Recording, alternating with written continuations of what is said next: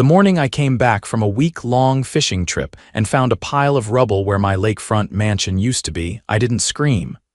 I didn't panic. I just sat on the hood of my truck, stared at the disaster, and opened a can of root beer, because I knew exactly who did it. "Kendora Briggs," I muttered, watching her strut across the lawn like she owned the damn place. Shoulder pads, clipboard, and that same sour expression like someone just told her the world didn't revolve around her. She was president of the Lakewood Pines HOA, and she'd been trying to make my life hell since the first day she realized I wasn't the type to bow to her rules. "Quarren? Oh, thank God you're back," she said, planting herself in front of me like she hadn't just reduced my house to ash. "We've been trying to reach you for weeks. You were delinquent on your dues, and per Section 5, subsection C, we had no choice but to reclaim and dispose of the property." "Dispose?" I raised an eyebrow. "You bulldozed a 4-bedroom lakefront mansion. You were warned," she said, flipping through her clipboard. "Multiple notices, final warnings. We followed protocol to the letter." I leaned forward. "And who signed the demolition order?" "I did," she smiled, proud of herself. "As acting treasurer and president, it was within my authority." "Right," I said, standing up. She took a step back. "You might have forgotten something," I said, brushing dust off my jeans. "I bought this entire development 3 years ago, every lot, including yours." Her face twitched. "That's a lie. The HOA owns." "No," I interrupted. "You manage, I own. I let the HOA keep operating because I didn't want to deal with trash collection, lawn regulations, and all that nonsense. You were a convenience, but now." I looked at the crater where my house used to be. "Now we've got a problem." "You're bluffing," she said, voice cracking just a bit. I pulled a folded deed from my back pocket and held it up. "County Registrar, signed, notarized, and dated. You see that line right there? That's my name, Quarren Wesley, owner of Lakewood Pines Estates." She snatched the paper like she could erase the ink with sheer willpower. Her eyes darted across the page. Her lips moved, reading silently, and then her face went pale. "I'll be calling an emergency board meeting," she whispered. "You do that," I said. "But you're going to want to call a lawyer too, because you just authorized the demolition of private property worth over $2 million. On land that doesn't belong to you. That's criminal damage, Kendora." She didn't say anything, just turned and walked off fast. I watched her go, then looked back at the rubble. She really thought she could bully me like everyone else in this neighborhood. She was about to find out what happens when you try to crush the wrong guy. By the time the afternoon sun had dipped low enough to cast long shadows across the scorched footprint of my former home, I'd already made 3 phone calls, none of them to lawyers. Not yet. First was to the sheriff's office, second to the county assessor's office, and the third to my contractor, who owed me a favor the size of a new foundation. Deputy Carson arrived first, crunching gravel beneath his boots as he stepped out of his cruiser and pushed his sunglasses up his nose. "Quarren," he said, eyeing the remains of my house. "Tell me that's not what I think it is." "It's exactly what you think it is," I said, handing him a folder. "Demolition order signed by someone with no legal authority on land they don't own." He flipped through the papers, jaw tightening. "You serious? She actually went through with this?" "She did. I came back from a week off and found the house gone. No court order, no lien, nothing but nerve."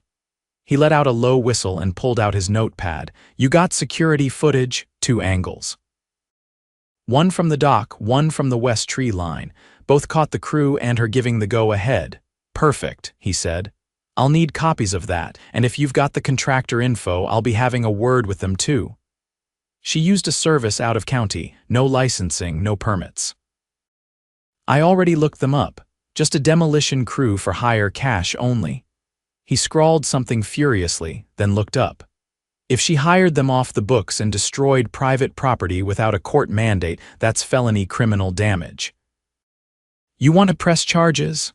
"I want the full weight of the law," I said. He nodded once and turned back toward his cruiser. "I'll file the report tonight. This is gonna be loud, Quarren." "You good with that?" "I'm counting on it." As he drove off, a gray SUV pulled into the cul-de-sac and parked crookedly across two driveways. Out stepped a woman in her early 60s with a sharp bob and a pearl necklace that looked like it hadn't come off since the Reagan administration. She marched over with the confidence of someone used to being listened to without question. "You owe this community an explanation," she snapped. "Kendora said you were hiding from your responsibilities, and now you're trying to play the victim." I studied her face. "And you are Margaret Tilling." "HOA Vice President, I helped pass the vote to remove your property." "There was no legal mechanism for that vote. It wasn't your land. You couldn't remove anything." "That's where you're wrong," she said, lifting her chin. "We have it in the bylaws non-payment of dues forfeits your rights." "Not ownership," I said. "You can fine, you can restrict amenities, but you can't seize or destroy property. That's not how property law works." Her lips thinned. "You think the rest of the board's going to stand by while you tear down everything we've built here?" "I'm not tearing anything down. You already did that.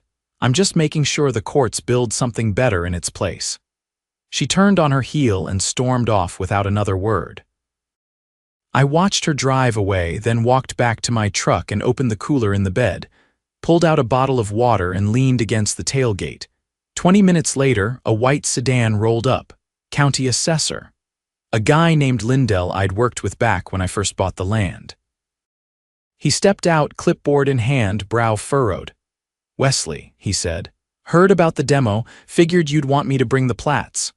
"You read my mind," I said. He handed me a map marked with parcel numbers, boundary lines, and color-coded ownership. My name was stamped across every residential lot, including the one Kendora called home. "I need you to certify this and send copies to the sheriff's office and the district clerk," I said. "No problem," he said. "You want me to flag any zoning violations while I'm at it, as many as you can find." He smiled faintly, then got back in his car. By dusk, I had a rough sketch of how this was going to play out. The HOA had committed an act so far outside their authority it wasn't just a civil issue anymore, it was criminal. They didn't just overstep. They trespassed, destroyed private property, and possibly used HOA funds to pay for the whole thing. That meant embezzlement, too. And I wasn't going to let this slide. That night, I stayed at my cabin across the lake, technically still part of the development, though hidden behind a private access road and a thick wall of pines. I reviewed the footage, clipped the clearest shots of Kendora giving the demolition crew instructions, and uploaded everything to an external drive. I also drafted a formal complaint to the state HOA regulatory board, complete with supporting documents, timeline, and sworn affidavits from my groundskeeper and former property manager, both of whom had been approached by HOA board members in the past month, asking if I was still active in the neighborhood. They were digging for excuses. Too bad they picked the wrong guy to dig up dirt on. By morning, word had spread. The neighborhood's online forum, which I'd never posted in, but always monitored, was in full-blown meltdown. Half the threads were titled Demolition, or Can HOA really do this? Or Why is Kendora hiding? I didn't post. I didn't have to. I let them stew. Instead, I met with my attorney, a woman named Nadira Patel, who used to be a federal prosecutor before opening her own firm. I laid out everything: documents, footage, timelines, emails. She flipped through the folders, eyebrows lifting higher with each page. "They're not just in trouble," she said. "They're done. You've got them on at least 3 felonies: destruction of property, misuse of funds, and conspiracy. If they coordinated this together, that's a RICO violation."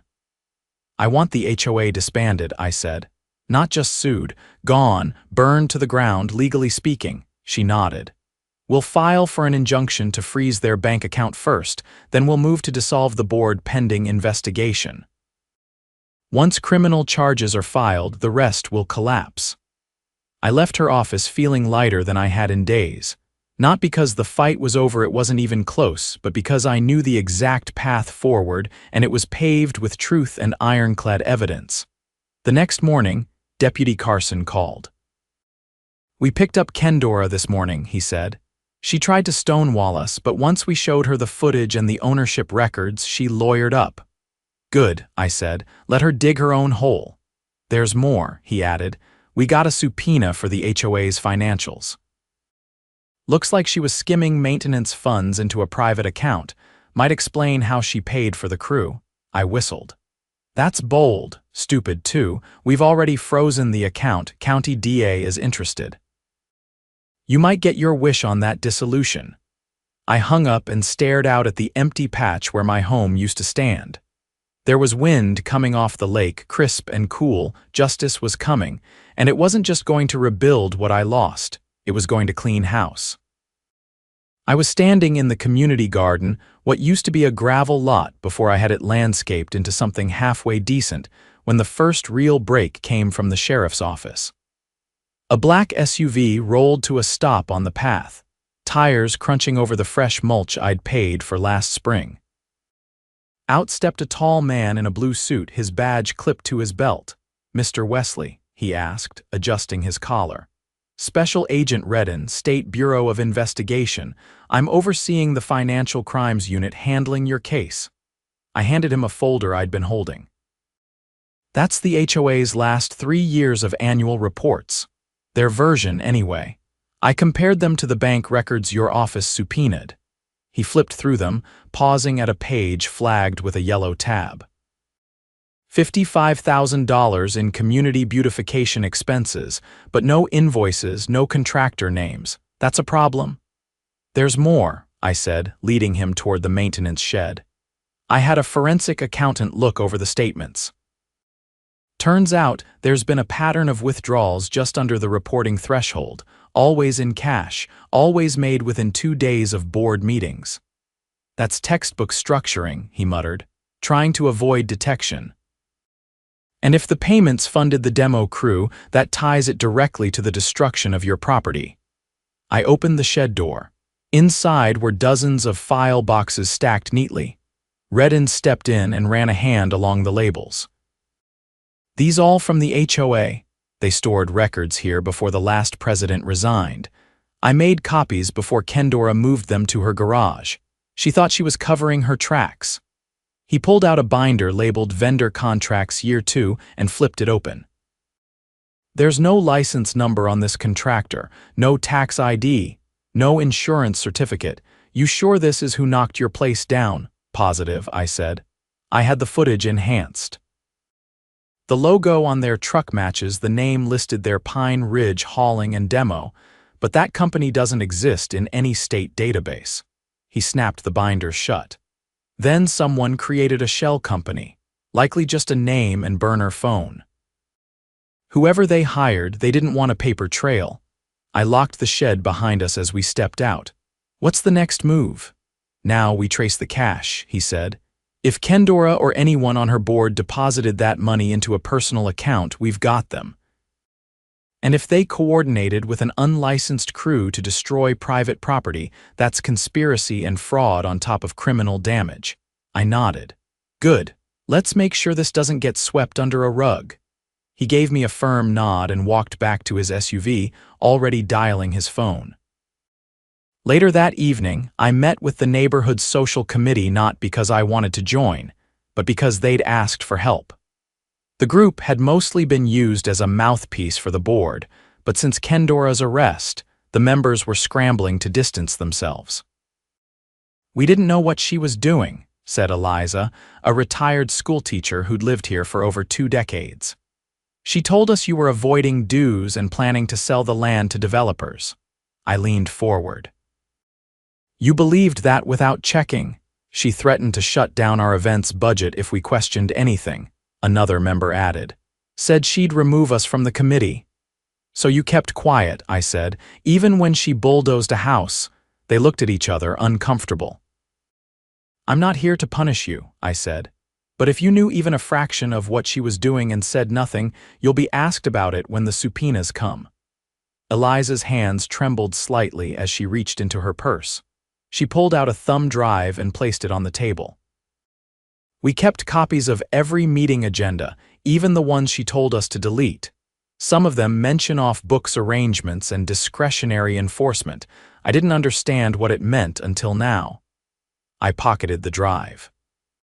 That's the kind of thing that might save this community. When I got home to the cabin that night, I reviewed the files.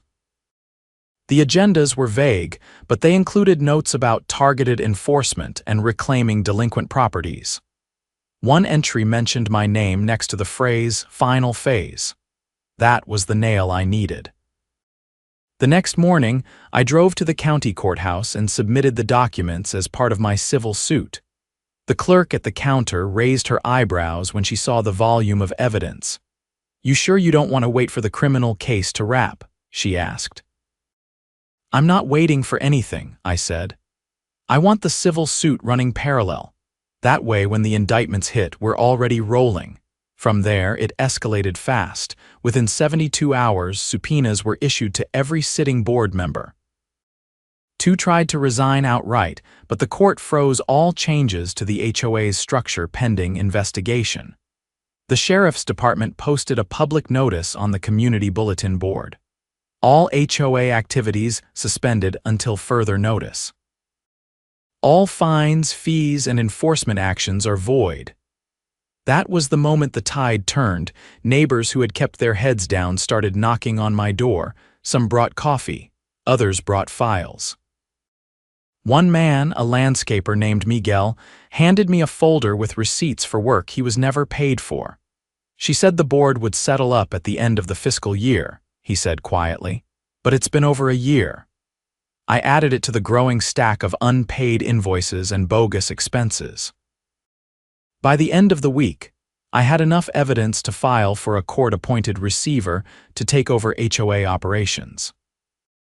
My attorney, Nadira, walked into the hearing with a confidence that made the opposing lawyer, a junior partner hired by the board's emergency fund, look like he'd aged 10 years in 10 minutes. "The HOA has failed in its fiduciary duties," Nadira said, her voice echoing through the chamber. "Our client has demonstrated not only financial impropriety, but deliberate criminal acts carried out under the guise of neighborhood governance. We respectfully request the court appoint a neutral third party to dissolve the current leadership and conduct a full audit." The judge, a woman with a reputation for zero patience, looked over the thick binder we'd submitted. "You're requesting dissolution?" she asked. "I'm requesting eradication," Nadira corrected. "This board is a danger to its residents and an insult to the concept of community management." The judge tapped her pen once, then twice before saying, "Petition granted. A receiver will be appointed. All current board members are hereby suspended from any HOA-related activity pending investigation." The board's attorney slumped like someone had pulled the bones out of him. Outside the courthouse, a news van was parked with its antenna raised. A reporter was already speaking into the camera as I and Nadira walked past. Shocking revelations about the HOA leadership at Lakewood Pines, including allegations of embezzlement, property destruction, and illegal contracting. I didn't stop. I didn't need to. That night, for the first time in weeks, I stood at the edge of the crater where my house used to be.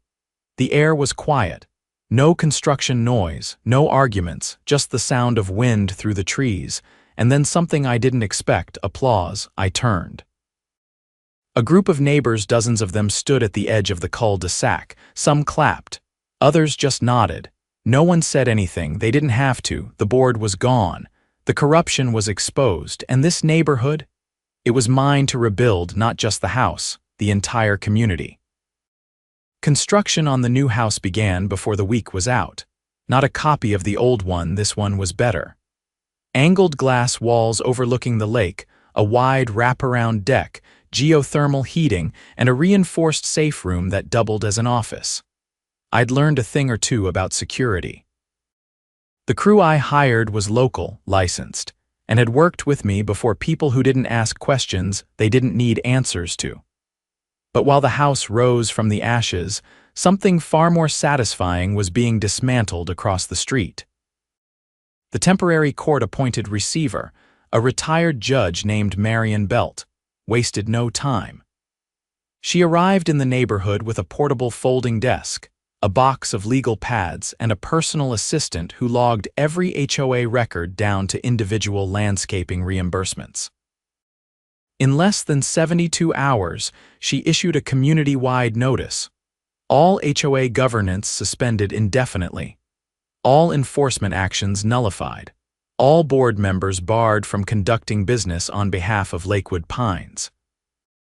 I watched her pin the notice to the old HOA bulletin board, once a monument to Kendora's endless citations and passive-aggressive reminders about lawn edging.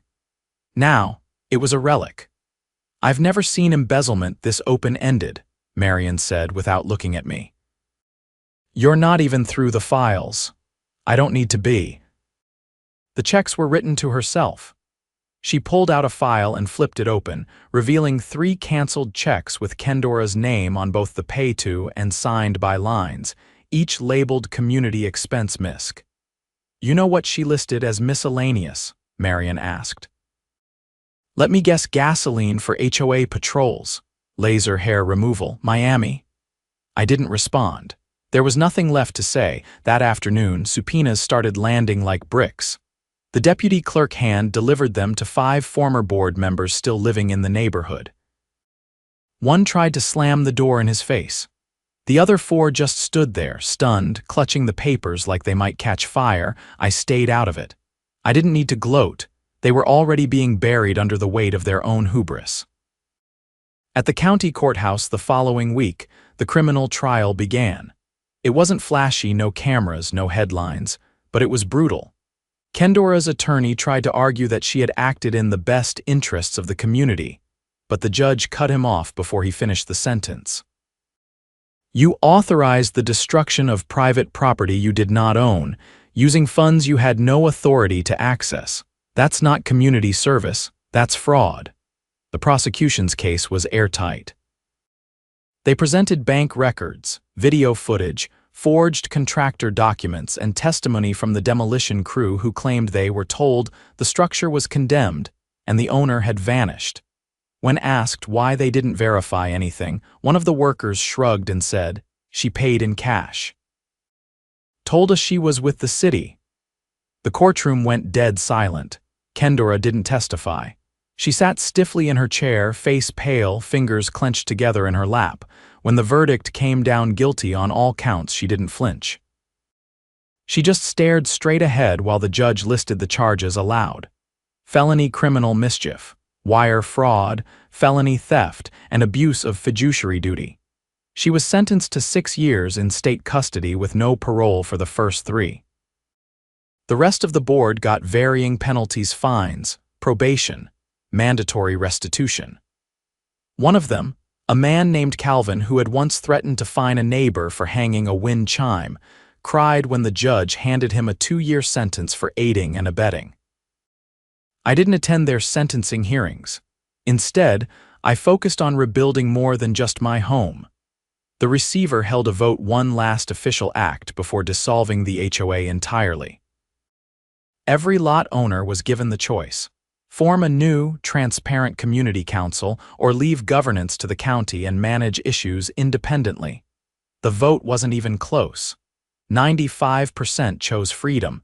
The HOA was disbanded within 48 hours. The decorative sign at the neighborhood entrance, the one that used to read Lakewood Pines, a community of excellence, was quietly removed. In its place, a wooden marker now read, Lakewood Pines Private Community, no HOA. It was beautiful. Neighbors who had once been pitted against each other by Kendora's reign of citations and fines started talking again. The man who used to be fined for leaving his trash cans visible helped me raise the new dock. The couple who'd been threatened with eviction over their solar panels invited me to dinner. Little by little, the neighborhood began to stitch itself back together. One afternoon, Eliza, the retired schoolteacher who'd handed me the thumb drive, brought over a bundt cake and asked if I'd consider hosting a community bonfire at the lakeshore. "Feels symbolic," she said. I agreed. That Saturday night, under a sky full of stars, we lit the biggest fire the lake had seen in years. People brought chairs, drinks, homemade pie. Someone played guitar. Kids ran barefoot along the edge of the water.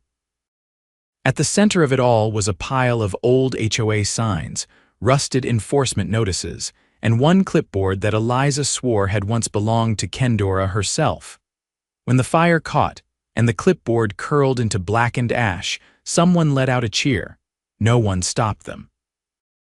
Later that evening, I stepped away from the crowd and stood at the edge of the lake, watching the reflection of the fire ripple across the water. Marion joined me, sipping from a thermos. "You did more than take down a corrupt board," she said. "You gave these people a second chance." "They gave themselves one," I said. "I just cleared the path," she nodded. "Still, not many would have had the foresight to keep the land in their name. I learned a long time ago ownership is leverage. And leverage beats intimidation every time." She smiled, then tipped her thermos toward me in a silent toast. By the time the fire burned down to glowing embers, most of the crowd had drifted home. The air smelled like cedar and charred paper. Somewhere across the lake, an owl hooted once, low and steady. Rebuilding the house had been easy. Rebuilding the community that had taken real work, but we'd done it. And as I looked out across the quiet neighborhood, no HOA patrols, no rogue board members, no threats of fines for a mailbox that didn't match the others, I knew we weren't just free. We were finally home.